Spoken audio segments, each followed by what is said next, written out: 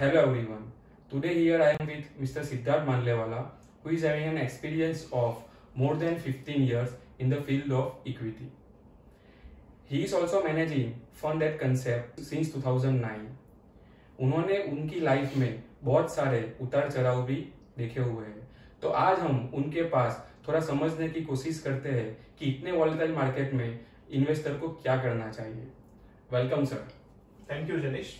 Sir, जिस हिसाब से हमने लास्ट 2 साल में देखा है कि प्री कोविड की पहले बात करें तो प्री कोविड जब मार्केट 42,000 का सेंसेक्स था तो वहां से गिर के ऑलमोस्ट 26,000 का बॉटम देखा, तो वहां पे कंटिन्यूअसली वन साइड सेलिंग था।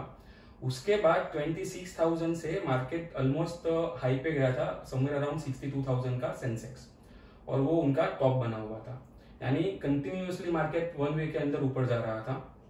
उसके बाद 62,000 से ऑलमोस्ट मिड कैप और लार्ज कैप की बात करें तो ऑलमोस्ट 15% के आसपास का करेक्शन भी आया, यानी ऑलमोस्ट अभी मार्केट 52,000 के आसपास ट्रेड कर रहा है।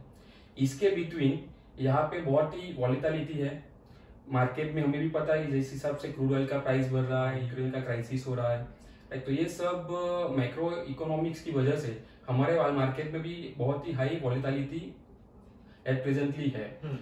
तो इस सिचुएशंस में आपका क्या व्यू है, इन्वेस्टर को क्या करना चाहिए? Right.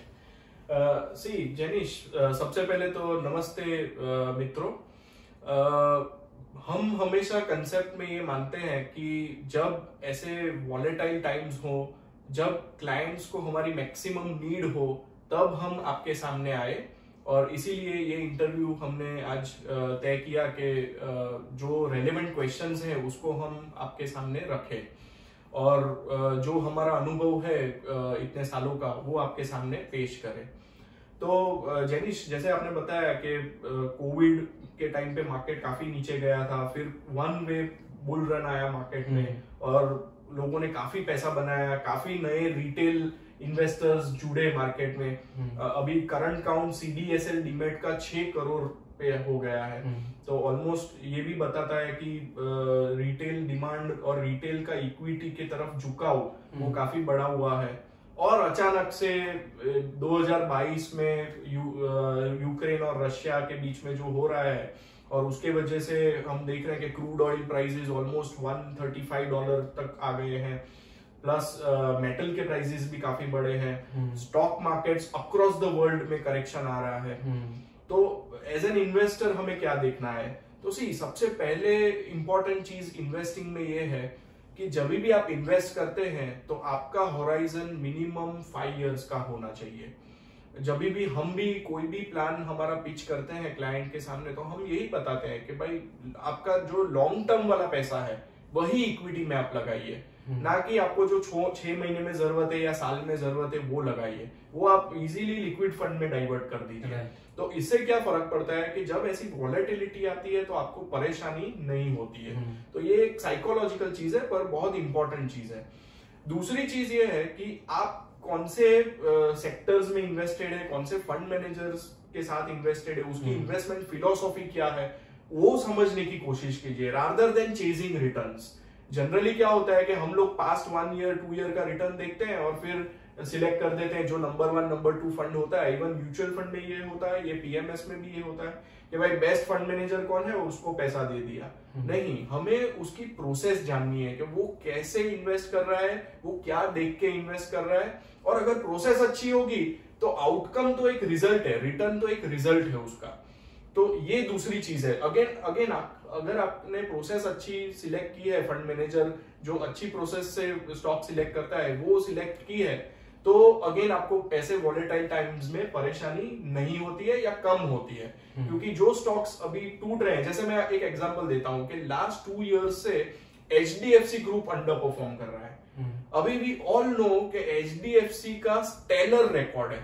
It is like Virat Kohli, कि विराट कोहली की एवरेज 50 की है, लेकिन लास्ट 2 मैचेस से वो 0 पे आउट हो रहा है। तो HDFC ग्रुप में भी वही हुआ है कि long term 20 year track record phenomenal है, निफ्टी को बीट किया है, इन्वेस्टर्स की वेल्थ जनरेट की है, लेकिन लास्ट 2 इयर्स में they have under perform the market. और ऐसा नहीं है कि उनका फंडामेंटल्स में कोई डिटोरिएशन हुआ है, जस्ट प्राइस शायद थोड़े ज्यादा बढ़ गए थे, वैल्यूएशन थोड़े एक्सेस लेवल पे चले गए थे, तो उसके वजह से थोड़ा अंडर परफॉर्मेंस आ रहा है। तो अगर ऐसी चीजें अगर हम होल्ड करते हैं तो तब प्रॉब्लम नहीं आना चाहिए, क्योंकि हमें पता है कि they have all the ingredients to bounce back. तो ये सब चीजों को हमें ध्यान में देना है। और एक इंपॉर्टेंट चीज क्या होता है कि भाई आपका हॉराइजन क्या है, आप कितने लॉन्ग टर्म व्यू से इन्वेस्ट कर रहे हो।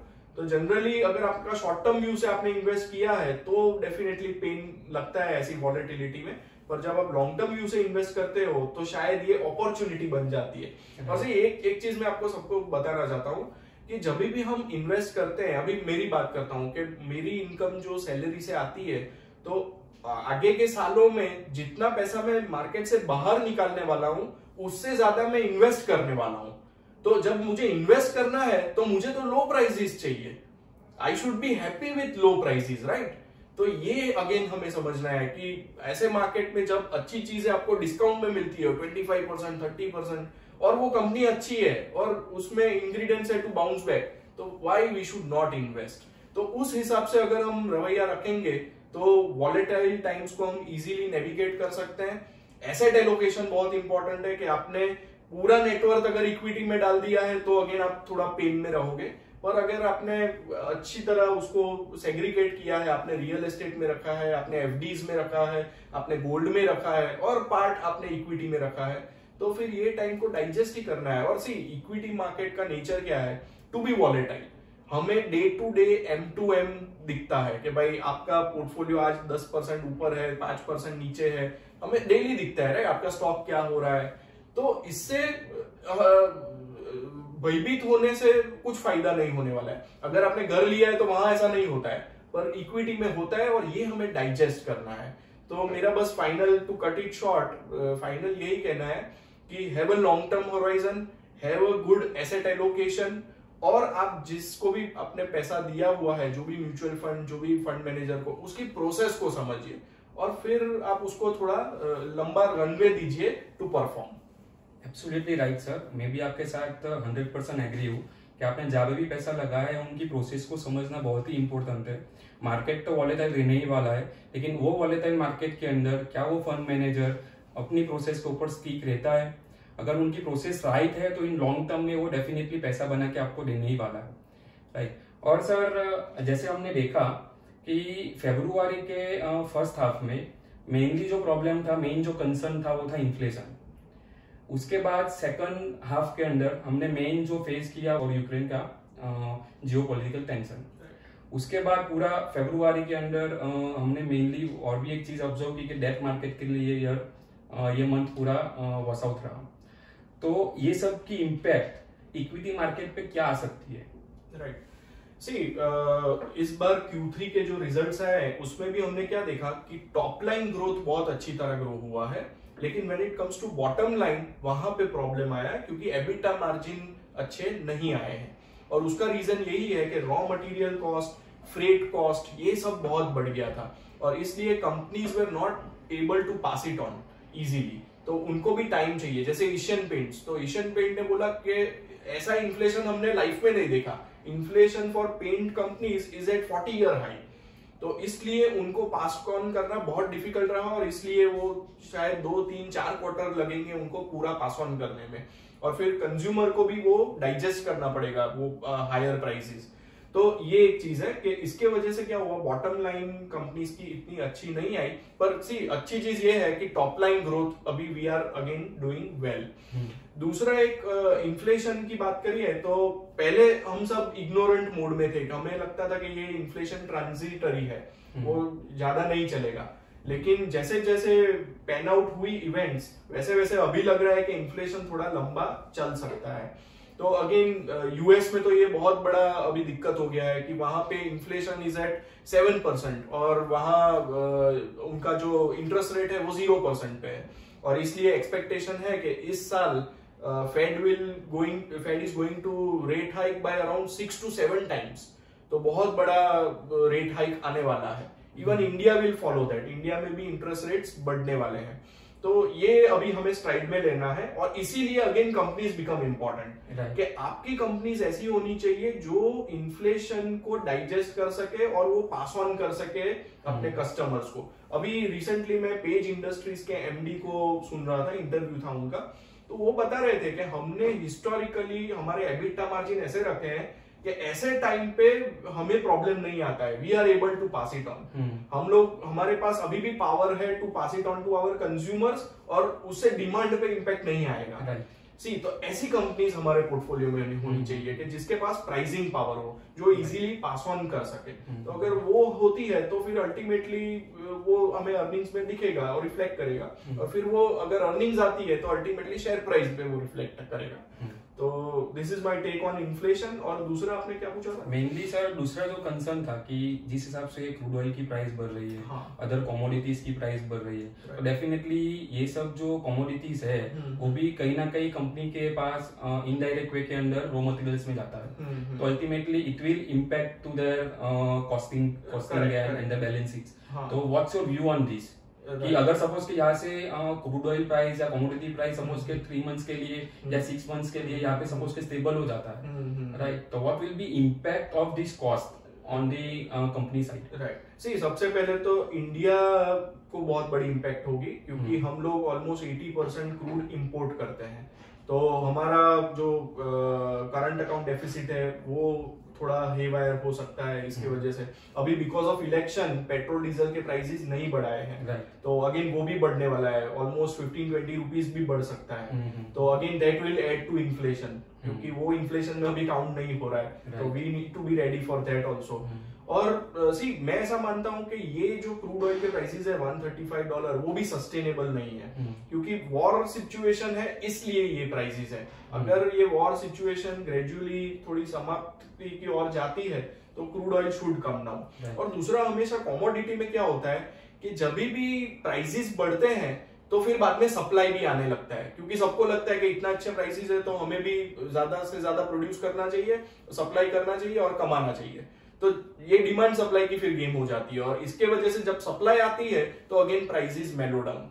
तो रिसेंटली मैं एक रिपोर्ट पढ़ रहा था, उसमें वही था कि क्रूड ऑयल, वैसे तो बीच में तो हमें ऐसा लग रहा था कि क्रूड ऑयल अभी सनसेट इंडस्ट्री है, क्योंकि अभी इमर्जेंस ऑफ इलेक्ट्रिक व्हीकल्स और ये सब जो चल रहा है, ग्रीन एनर्जी और ये, तो पर ये वहां यही हुआ कि भाई अभी शॉर्ट टर्म में वो इतना रेलेवेंट नहीं है ईवी और ग्रीन एनर्जी, लॉन्ग टर्म में डेफिनेटली है। तो इसलिए लॉन्ग टर्म में क्रूड ऑयल के prices should not be above $100, लेकिन अभी because of temporary setback, because of अभी डर लग रहा है कि भाई रशिया से सब लेना बंद कर देंगे क्रूड ऑयल, इसलिए भी बढ़ रहा है। तो बहुत ये सब जियोपॉलिटिकल टेंशन, जियोपॉलिटिकल जो हो रहा है उसके वजह से कमोडिटी प्राइसेस सब बढ़े हैं। कल निकल वाज अप अराउंड 40-50% ऐसा कुछ हो गया था। तो अगेन ये सब वही बता रहा है कि टेम्पररी ये सब हो रहा है। इवन हमने कोविड के टाइम पे क्रूड ऑयल देखा था कि वो नेगेटिव चला गया था, तो again that was not sustainable, right. और अभी क्रूड ऑयल देखो कहाँ आ गया है, एक लेवल से एकदम अलग लेवल पे अभी क्रूड ऑयल आ गया है। तो इम्पैक्ट आएगा कंपनीज पे, पर वो 1 और 2 क्वार्टर की इम्पैक्ट होगी और मार्केट उसको स्ट्राइड में ले लेगी। और ऑलरेडी प्राइसेस है वो करेक्टेड। अगर मार्केट सेंसेक्स निफ्टी देखे तो 15-16% डाउन है हाई से, मिड कैप देखे तो 18-19% डाउन है, स्मॉल कैप देखे तो 20% डाउन है। तो मोर और लेस करेक्शन काफी आ गया है ये सब शेयर्स में। तो सर जिस हिसाब से आपने अभी जस्ट बताया कि बहुत सारी कंपनीज के अंदर ऑलरेडी करेक्शंस आए हुए हैं, और हम भी काफी टाइम से ऐसा सोच रहे थे कि भाई एक करेक्शंस तो आना चाहिए, तो इन्वेस्टर भी अपना पैसा उसमें इक्विटी में लगाए। तो this is the most awaited correction जो हर कोई एक वेट कर रहा था, और माइट बी पॉसिबल कि this is the one reason कि रशिया यूक्रेन का जियोपॉलिटिकल टेंशन की वजह से मार्केट में करेक्शन आ गया। It may be the reason, right, but this is the most awaited correction. लेकिन इस करेक्शन में sir large cap, mid cap, small cap हर जगह पे आपने एक बिग करेक्शंस देखा हुआ है, राइट। तो this is the buying opportunity. क्या ये वैल्यूएशन सस्टेनेबल है, ये वैल्यूएशन अट्रैक्टिव है? अगर इन्वेस्टर को नया पैसा लगाना है तो this is the right time. बराबर, वेरी गुड क्वेश्चन जनीश। सी, यही अभी डायलेमा होता है कि मार्केट ऑलरेडी डाउन है, तो अभी राइट टाइम टू इन्वेस्ट है कि नहीं है। इसमें मेरे पास भी इसका जवाब नहीं है। इसका जवाब एक ही है कि भाई स्टैगर्ड वे में कंटिन्यू टू इन्वेस्ट, ये सबसे बेटर इन्वेस्टमेंट रैशनल होता है। कि इस तरह अगर आप करते हैं तो आप हर एक, जैसे SIP सिस्टमेटिक इन्वेस्टमेंट प्लान वही है कि every month money gets deducted और आपको हर एक लेवल पे आप एंट्री कर सकते हो। अभी वैल्यूएशन की मैं अगर बात करूं तो कोविड के बाद जो मार्केट बढ़ा था वो क्यों बढ़ा था, क्योंकि इंटरेस्ट रेट 0% पे आ गए थे और सबको लगा था कि इन्फ्लेशन अभी नहीं आएगा और उसके वजह से cost of capital went down, तो उसके वजह से price earning ratio went up. तो DCF में अगर हम डिस्काउंटेड कैश फ्लो में ये करते हैं कि जब भी आप कॉस्ट ऑफ कैपिटल को नीचे लाएंगे तो ऑब्वियसली आप हायर वैल्यूएशंस पे कर सकते हैं। लेकिन कम 2022 ये सिनेरियो अभी चेंज हो रहा है कि अभी इंटरेस्ट रेट्स बढ़ने वाले हैं, तो ये एक फैक्टर है कि जिसके वजह से वैल्यूएशंस जो हम पहले हमें मिल रहे थे वो अभी थोड़े नहीं मिलेंगे, थोड़े हम नीचे आएंगे। और वही हो रहा है, करेक्शन के बाद हमारा वैल्यूएशन करेक्ट हुआ है। तो जो एक्सेसिस हो गए थे, जैसे न्यू एज बिजनेसेस में थोड़े एक्सेसिस थे, थोड़ी मिड कैप IT कंपनीज में एक्सेसिस थे, FMCG में एक्सेसिस थे, तो वो सब अभी करेक्ट हो रहा है। और अगेन अगर वहां पे आपको कोई कंपनी स्पेसिफिक अपॉर्चुनिटी दिखती है तो it is a time to buy. और अगर ब्रॉडर कॉन्टेक्स्ट में मैं वैल्यूएशन की बात करूं तो we are at around 18.5 times price earning ratio for FY23, यानी नेक्स्ट ईयर अर्निंग का जो एक्सपेक्टेशन है उस पे हम 18.5 टाइम्स के आसपास है, which is a historical average. तो ये एक अच्छी चीज है। दूसरा चीज अगर मैं देखूं कि लास्ट 10 इयर्स में हमारी कंपनीज इंडिया की निफ्टी या निफ्टी 100, 200 आप देखो तो वो डीलेवरेज हुई है, यानी उनके बैलेंस शीट मजबूत हुई है। So this is a very good thing which has happened. तो इसके वजह से क्या हुआ है कि जो पहले क्या होता था कि भाई वो लोग PNL पे ज्यादा फोकस कर रहे थे और बैलेंस शीट इतनी अच्छी नहीं रहती थी। इस बार मैंने देखा है कि कैश फ्लोज भी कंपनी के बड़े हैं और बैलेंस शीट भी मजबूत हुई है। तो ये लॉन्जिटिविटी देती है कंपनीज को, रिस्क टेकिंग एबिलिटी देती है कंपनीज को। तो ये एक बहुत अच्छी चीज हो रही है और ये सिमिलर 2002-3 में भी हुआ था कि जब हमारी कंपनीज मजबूत हुई थी और उसके बाद हमने बहुत बड़ा बुल रन देखा। तो इसी तरह इस बार भी ये सब चीजें साथ में आ रही है और इसके वजह से मैं मानता हूं कि अपॉर्चुनिटी हो रही है। हम लोग एक्सेसिस से रीजनेबली वैल्यूड है, अभी रीजनेबली वैल्यूड से चीपर जोन में जा सकते हैं। अगर ये वॉर एस्केलेट होती है, कुछ ज्यादा होता है तो हम चीपर जोन में भी जा सकते हैं, उसकी तैयारी हमें रखनी चाहिए। तो सर अभी जो करेक्शंस आया मार्केट के अंदर तो बहुत ऑब्वियस है कि आप भी दो प्लान मैनेज कर रहे हो, आपके पास भी मिड कैप स्मॉल कैप की कंपनीज है, आपके पास भी लार्ज कैप है, राइट। तो इस सिचुएशंस में जब 15-20% कंपनी स्पेसिफिक करेक्शंस आता है तो आप उस सिचुएशंस में अपना पोर्टफोलियो कैसे मैनेज करते हो? सही, हम लोग हमारी जो फ्रेमवर्क है उसमें 4 चीजों को बहुत फोकस में रखते हैं। सबसे पहला है एक्सटर्नल अपॉर्चुनिटी, कि साइज ऑफ अपॉर्चुनिटी बड़ी होनी चाहिए जो भी कंपनी में हम इन्वेस्ट करते हैं वहां पे। तो अगेन मैं एग्जांपल के साथ समझाऊं तो ज्वेलरी इंडस्ट्री का 6 लाख करोड़ की इंडस्ट्री साइज है और इसलिए ये बड़ी साइज है। उसके वजह से ये सेक्टर में जो लीडर है तनिष्क, वो निफ्टी और सेंसेक्स की कंपनी है और उसका मार्केट के पास 2,10,000 करोड़ है। तो ये पहला पॉइंट हुआ। दूसरा पॉइंट बिजनेस, कि वो फिर बिजनेस कैसा है। तो बिजनेस में हम 2 चीजों पे बहुत फोकस करते हैं। एक, return on capital employed should be above cost of capital. Generally हमारी कंपनीज 20-25% ROC वाली होती है और ग्रोथ वाली होती है, यानी they should be growing at 15-20%। तो ये बिजनेस पे हमारा ध्यान होता है। इसके अलावा भी बहुत सारे पॉइंट्स है पर मैं अभी शॉर्ट में आपको समझा रहा हूं। थर्ड आता है मैनेजमेंट, कि भाई ये शो कौन रन कर रहा है। तो मैनेजमेंट में ऑब्वियसली सबसे इंपॉर्टेंट चीज होती है इंटीग्रिटी, कि भाई वो माइनॉरिटी शेयर होल्डर को उसने पास्ट में कैसे ट्रीट किया है और अगर वहां पे हमें कोई भी डाउट होता है तो फिर we don't enter that stock.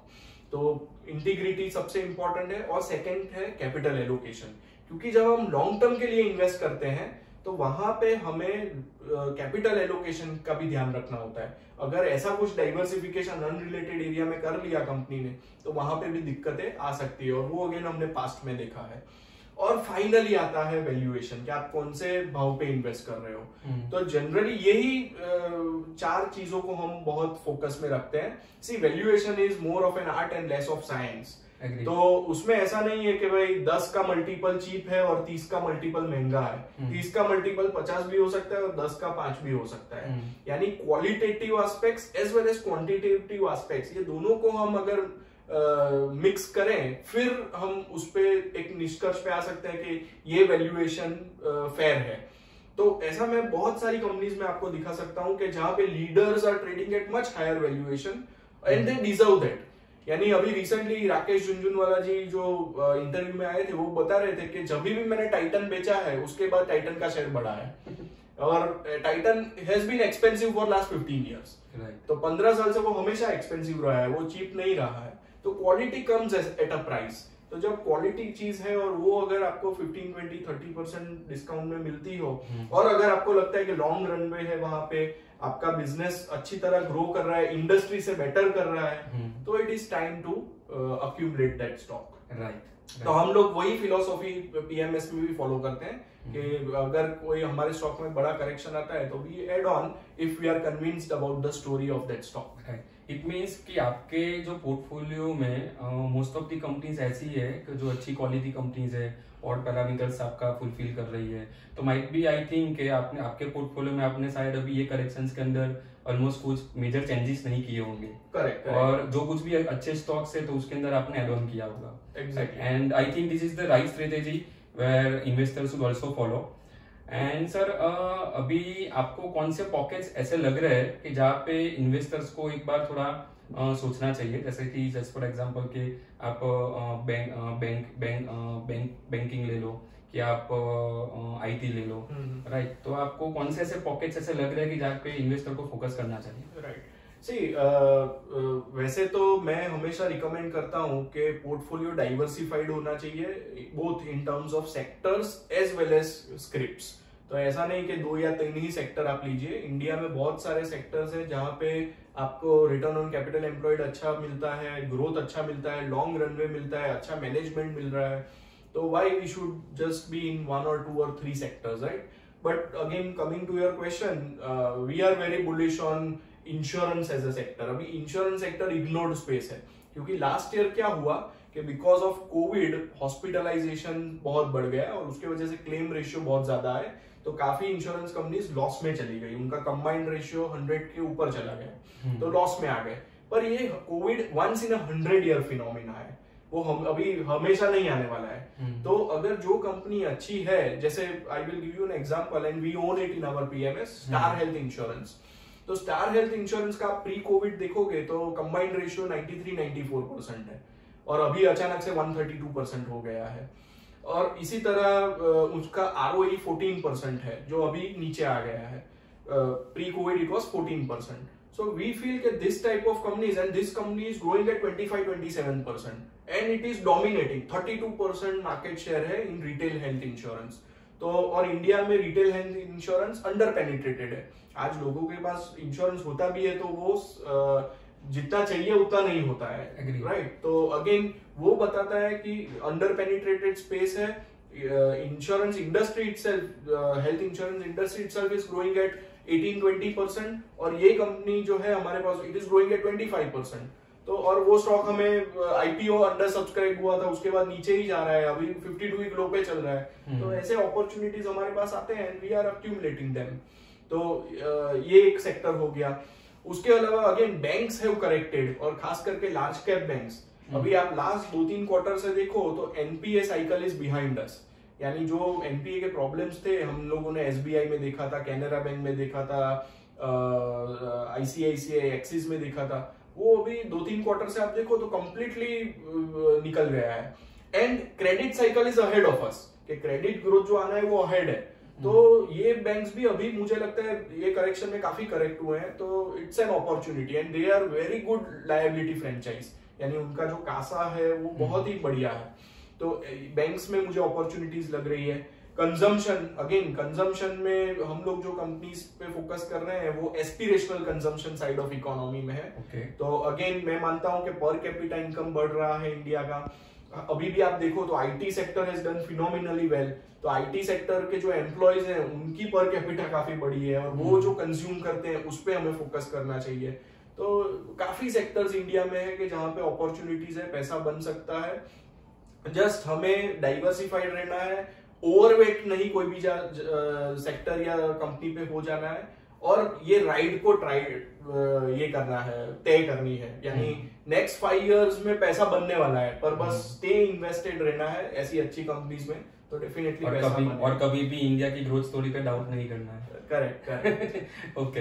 And sir, आजकल बहुत सारे इन्वेस्टर्स ऐसे हैं कि जिन्होंने मार्केट में लास्ट 1 साल के अंदर पैसा लगाया था, राइट, और दे आर वेरी कंफ्यूज, क्योंकि उन लोगों ने तो कुछ अपसाइड ही देखी हुई थी सिर्फ। उन्होंने पैसा लगाया और 2 महीने 3 महीने में पैसा बढ़ गया, right. Now they are confuse कि भाई अभी हमें क्या करना चाहिए, क्योंकि मार्केट ऑलरेडी 15% करेक्ट हो चुका है। तो आप उन लोग को क्या सजेशंस देना चाहोगे?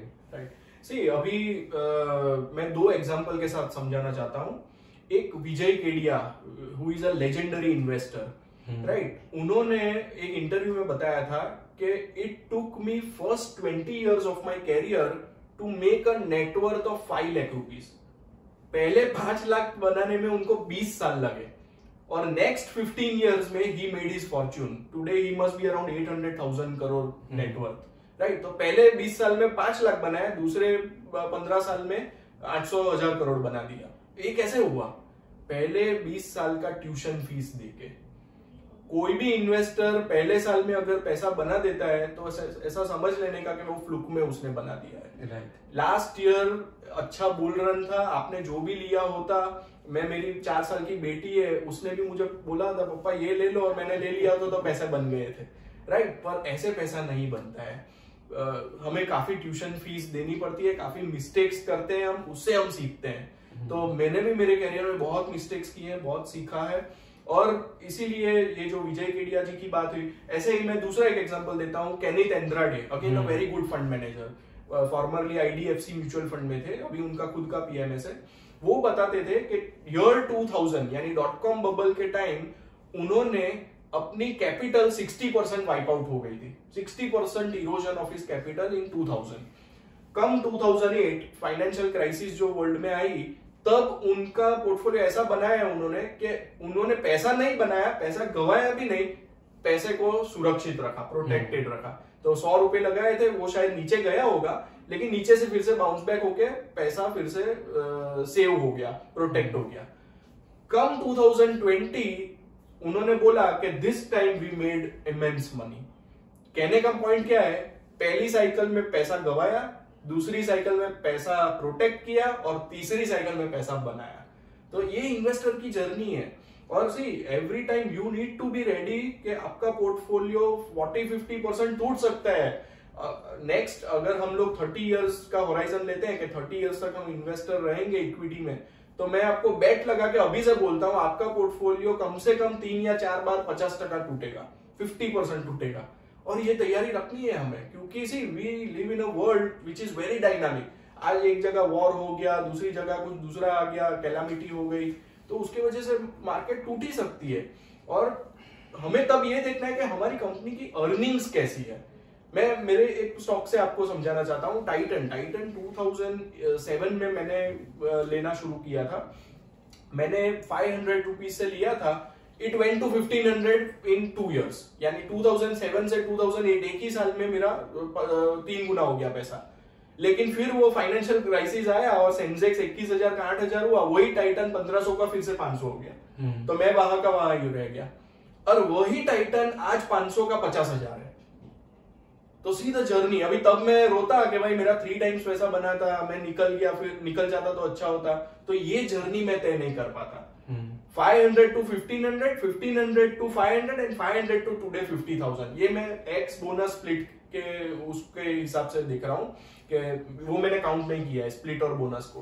तो सी ये जर्नी हमें तय करनी है। ऐसे ही आप म्यूचुअल फंड्स में भी देखो, कितने अच्छे अच्छे म्यूचुअल फंड 4-5 इयर्स 7 इयर्स तक रिटर्न नहीं देते हैं, लेकिन 8th ईयर में 3 गुना 4 गुना हो जाते हैं, और पूरा हमारा रिटर्न पीछे का मिल जाता है। तो इक्विटी में यही होता है कि पेशेंस, टाइम देना है, ट्यूशन फी देनी है, और फिर अल्टीमेटली आप उसमें विनर इमर्ज होते हो। और सी हर एक फील्ड में हमें एजुकेशन लेना पड़ता है। आप डे 1 पे आके क्रिकेट में भी आके 6 या 4 नहीं मार सकते हो। आपको पहले नेट प्रैक्टिस करनी पड़ेगी, फिर ही आप सीख सकते हो और जीत सकते हो।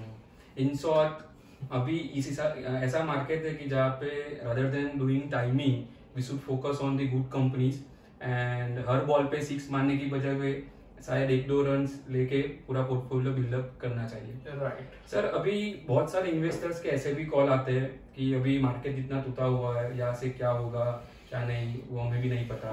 तो उन लोग के पास भी एक लमसम पैसा तो जनरली रहता है, जिस हिसाब से हम भी देख रहे हैं कि एफआई का सेलिंग आ रहा है, डीआई बाई कर रहा है, तो इन्वेस्टर्स के पास भी पैसा तो है, राइट। तो अभी इस लेवल पे इन्वेस्टर को कौन सी स्ट्रेटेजी से अपना पैसा मार्केट में लगाना चाहिए? राइट सी अगेन मैं उसमें यही बताऊंगा, एसेट एलोकेशन। आप टेबल पे बैठिए और उसमें आप देखिए कि आपकी नेटवर्थ का इक्विटी में एलोकेशन परसेंटेज वाइज कितना है। इंडिया में मैं आपको ओवरऑल जनरल बेसिस पे बोल सकता हूँ, it is in single digit.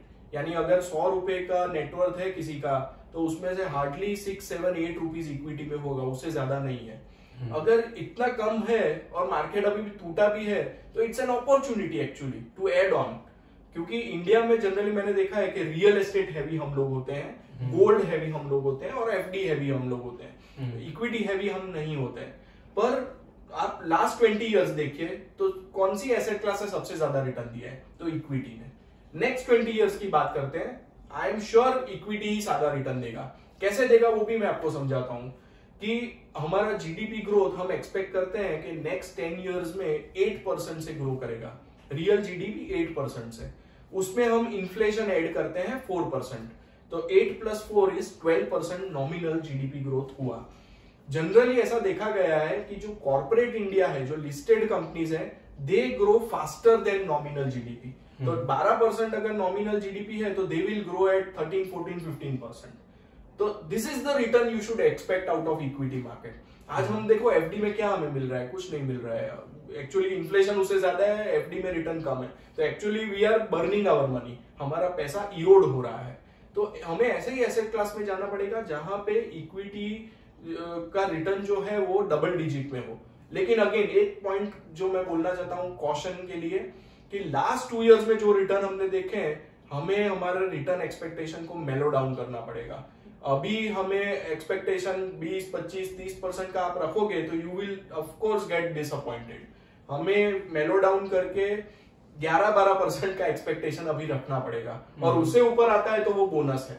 And we fund manager हम हमेशा ट्राई करेंगे कि उसके ऊपर आपको रिटर्न दे, पर you need to come down for your expectations in equity market. क्योंकि आज इन्फ्लेशन अगर 4-5% रहता है तो, और उस पर आप 12% कमाते हो इक्विटी से, तो it's a good return and this is the strategy you should have. और सर, बहुत सारे इन्वेस्टर्स ऐसे भी होते हैं जो लोग मार्केट के अंदर टाइमिंग करते रहते हैं, राइट। मार्केट ऊपर गया तो बेचो, नीचे आया तो लो, राइट। तो आपने कभी आपकी करियर में 15-16 इयर्स के एक्सपीरियंस में आपने कभी आपके पोर्टफोलियो के अंदर कैश कॉल लिया? Again a very good question. See, cash call में बहुत सारे प्रॉब्लम्स है, बहुत सारी दिक्कतें हैं, और मैं आपको अगेन एग्जांपल से ही समझाऊंगा। कोविड लास्ट ईयर की बात करते हैं। कोविड के पहले अगर आप कोई एस्ट्रोलॉजर से मिले होते और कोई एस्ट्रोलॉजर ने आपको बोला होता कि भाई ये साल में कोविड आने वाला है, 3 महीने का लॉकडाउन होने वाला है, सब लोग घर पे बैठने वाले हैं, और आपके पास इक्विटी का पोर्टफोलियो है फरवरी 2020 में, तो आप क्या करोगे? आप बोलोगे भाई मैं सब इक्विटी बेच दूंगा और मैं एफडी में रख दूंगा। 2020 में Sensex Nifty gave return of 15% in spite of all this things. 2021 में निफ्टी गेव रिटर्न ऑफ 25%। 2 साल में जब इतनी खराब इकोनॉमी हुई तब भी मार्केट ने इतना अच्छा रिटर्न दिया। यानी कहने का मतलब यह है कि लॉजिकल माइंड तो हमें हमेशा ऐसा बताता है कि भाई अभी कोविड आ रहा है तो भाई वी शुड सेल। लेकिन आप सबको एक और पॉइंट मैं बताना चाहता हूं कि जिस दिन लॉकडाउन अनाउंस हुआ, मोदी जी ने जिस दिन लॉकडाउन अनाउंस किया, उसी दिन मार्केट ने बॉटम बना दिया था। यानी market is a discounting machine. Market जो चीज आगे आने वाली है उसको पहले से प्राइस में लेके आता है। तो मार्केट ने उसी दिन उसको बॉटम बना दिया, और फिर तो मार्केट, जब लॉकडाउन में हम थे तब मार्केट ऊपर जा रहा था। अप्रैल, मई, जून, जुलाई आप देखो 2020 में market was going up in spite of lockdown. तो वो चीज हमें समझनी है कि लॉजिकल माइंड से हमेशा आप एक्ट करोगे तो आप गलत ही जाओगे। वहां पे आपको थोड़ा फेथ भी रखना पड़ेगा। कि भाई an optimism is very important. See investor की सबसे पहली क्वालिटी क्या होनी चाहिए? To be optimist on India and to be optimist for life, तभी वो पैसा बना पाएगा। सो टाइमिंग में मैंने तो बहुत लोगों को, हमारे एक दो क्लाइंट्स ने कैश कॉल लिया था और फिर वो कभी इन्वेस्ट ही नहीं कर पाए। सी कैश कॉल का दूसरा एक नेगेटिव पॉइंट ये भी है कि चलो आपने सही टाइमिंग करके निकाल दिया पैसा और फिर मार्केट टूट गया, लेकिन व्हेन टू एंटर वो आपको कौन बताएगा? और तब हमेशा ऐसा ही लगता है मार्केट और नीचे जाएगा और फिर हम रह जाते हैं। और फिर जब ऊपर जाना चालू हो जाता है मार्केट, तो फिर एक बायसनेस आ जाती है। 100 रुपए में अगर आपने कोई चीज देखी हो और फिर वो 110 120 हो जाती है तो आप नहीं ले पाते हो। फिर आपको लगता है मैं 100 आएगा तब ले लूंगा, और फिर वो 100 आता ही नहीं है। तो इसके वजह से टाइमिंग करना नेक्स्ट टू इम्पॉसिबल है। एक आध बार कोई सक्सेस मिल जाता है, बाकी कंसिस्टेंट बेसिस पे मैंने नहीं कोई भी इन्वेस्टर को देखा है जिसने पैसा टाइमिंग से बनाया हो। आप वर्ल्ड के 100 टॉप रिचेस्ट इन्वेस्टर देख लीजिए, राकेश झुनझुनवाला ले लीजिए, राधा किशन दामानी देख लीजिए, वो लोग टाइमिंग से पैसा नहीं बनाते हैं, वो लोग इन्वेस्टेड रह के पैसा बनाते हैं। Jhunjhunwala made Fortune in Titan because he stay invested for last 20 years, right. Radha Kishan Damani ने भी जितने कंपनीज में पैसा बनाया है इन्वेस्टिंग से, वहां पे इन्वेस्टेड रह के बनाया है, वो डांसिंग इन डांसिंग आउट से नहीं बनाया है। सो ये बहुत ही इंपॉर्टेंट है। वर्ल्ड के कोई भी एंटरप्रेन्योर, कोई भी investor, and think like entrepreneur. See कोई भी आज बिल गेट्स की तरह सोचो, अगर आप माइक्रोसॉफ्ट के शेयर होल्डर हो तो उस तरह हम सोचेंगे तो हम लॉन्ग टर्म इन्वेस्टिंग कर पाएंगे, and that is real investing. नहीं तो फिर सब प्राइस का ही गेम है। अगर आपको प्राइस से ही खेलना है तो फिर आप ट्रेडर बन जाओ और फ्यूचर एंड ऑप्शंस और बहुत सारी चीजें आप कर सकते हो। और when you are trying to become an investor, then think like an entrepreneur, think from that perspective, तो आप पैसा अच्छा बना सकते हो। और सी इन्वेस्टिंग का सबसे इंपॉर्टेंट लास्ट थिंग मैं बताना चाहता हूँ, कंपाउंडिंग। कंपाउंडिंग से जो पैसा बनता है वैसा पैसा कोई किसी से नहीं बनता है। यानी मैं बहुत सारे एग्जांपल्स आपको दे सकता हूं, पर एक सिंपल एग्जांपल देता हूं कि लास्ट 30 इयर्स में मैंने जो वेल्थ बनाई उससे ज्यादा वेल्थ मैंने लास्ट 1.5 ईयर में बनाई। That is just because of compounding. तो ये समझने की जरूरत है। बोलते हैं कि पहला करोड़ बनाना बहुत डिफिकल्ट होता है। अगर पहला करोड़ बन जाता है फिर हम लोग फास्ट उसको कंपाउंड कर सकते हैं। तो compounding is back ended. Warren Buffett की लाइफ देख लीजिए। वॉरेन बफेट को 50 साल तक ऑलमोस्ट कोई नहीं जानता था, लेकिन बाद में सबको पता चला। क्यों पता चला? क्योंकि बाद में उसकी वेल्थ कंपाउंडिंग होने से सबको दिखने लगी। तो this is the beauty of equity, this is the beauty of investing. Thank you sir. Actually आपके पास आज बहुत सारे इनपुट समय मिले। यानी इट मीन्स कितना भी वॉलेटाइल मार्केट हो, आप मार्केट पे, आप इक्विटी पे, इंडिया की ग्रोथ स्टोरी पे हमेशा पॉजिटिव रहो, राइट। पेशेंट रखो, अच्छा टाइम आएगा। Thank you. Thank you. Thank you.